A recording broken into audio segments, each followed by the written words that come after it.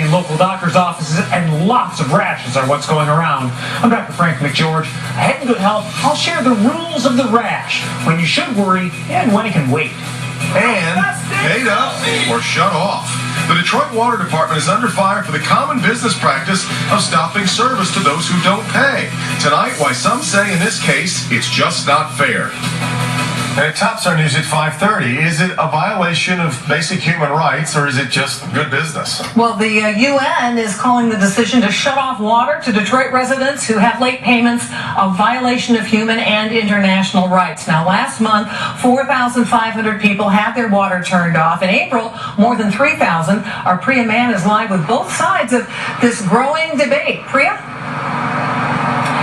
Protesters say that water is more than a service. It is a basic and fundamental human right for every single person. Now, right now in the city, there are 60,000 delinquent accounts, and the city sent out 5,000 shutoff notices.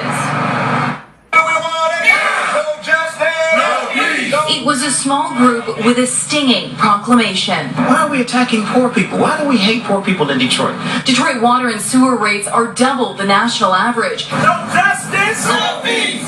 Protesters say in some cases water has been shut off for late payments as low as $150. We would love if your accounts were $150, but these accounts are averaging $560. Protesters say the water department is targeting lower income Detroiters and not pursuing the big offenders. It has been demonstrated that the corporate customers are not receiving the same level of scrutiny and accountability.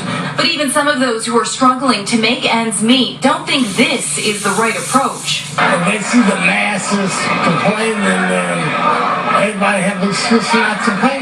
The water department says it has a revenue requirement of $334 million. It needs to find an extra $42 million because of bad debt associated with non-collectibles. The majority of our customers are in delinquency status. They've just built a culture of, you're not making me pay, I'm not going to pay. Protesters say access to water should not depend on how much money you have. Water is a human right. You cannot deny people access to water. Detroit is not a third world country. And the Water and Sewage Department says the answer is not to ignore your water bill. They want you to come in and discuss if you have an affordability issue. They say they will work with you to try and come up with a budget plan and a payment plan. In addition, they noted that in April they sent out 44,000 shutoff notices, but only stopped delivering water to about 3,000 homes.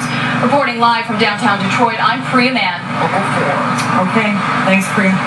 The Detroit rapper Trick Trick is apologizing, kind of, for an incident last weekend in which Miami-based rapper Rick Ross was apparently blocked by a crowd from performing at Chene Park because Ross hadn't called Trick Trick in advance to ask permission to perform in the show. At least that's the theory that's going around online.